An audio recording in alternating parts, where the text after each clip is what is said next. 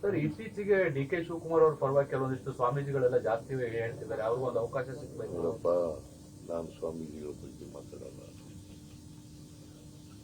Party leadership ಬಗ್ಗೆ ಚರ್ಚೆ ಮಾಡೋದು ಹೈಕಮಾಂಡ್ ಮತ್ತು ಎಂ.ಎಲ್.ಎಸ್ ಮತ್ತು ಪಾರ್ಟಿ ಹೈಕಮಾಂಡ್. ಸರ್, ಅದೇ ಸ್ವಾಮೀಜಿಗಳು ನೀವು ಕೊಟ್ಟಂತ ಗ್ಯಾರಂಟಿ ಪ್ರಶ್ನೆ ಮಾಡಿದ್ದಾರೆ, ಗ್ಯಾರಂಟಿ ಕೊಟ್ಟಿರೋದ್ರಿಂದ ಜನ ಸೋಂಬೇರಿ ಆಗಿದ್ದಾರೆ ಅಂತ ಹೇಳಿಕೆ ಕೊಟ್ಟಿದ್ದಾರೆ. ಗೊತ್ತಿಲ್ಲ ಯಾವ ಬ್ಯಾಕ್ಗ್ರೌಂಡ್ ಇದ್ದ ಅಥವಾ ಸಂದರ್ಭದಲ್ಲಿ ಹೇಳಿದಾರೋ ಗೊತ್ತಿಲ್ಲ. ಬಟ್ ಗ್ಯಾರಂಟಿಗಳಿಂದ ಸೋಮಾರಿಗಳಾಗಿಲ್ಲ. ಈಗ ಹೆಣ್ಮಕ್ಕಳನ್ನ ಪುಕ್ಕಟ್ಟೆ ಬಸ್ನಲ್ಲಿ ಕರ್ಕೊಂಡು ಸೋಮಾರಿಗಳಾಗ್ಬಿಡ್ತಾರ?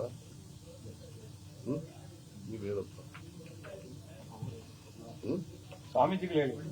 ಸ್ವಾಮೀಜಿಗಳು ಹೇಳೋದು ಬಿಡಪ್ಪ, ನೀನ್ ಹೇಳು, ನಿನ್ನ ಅಭಿಪ್ರಾಯ ಏನು?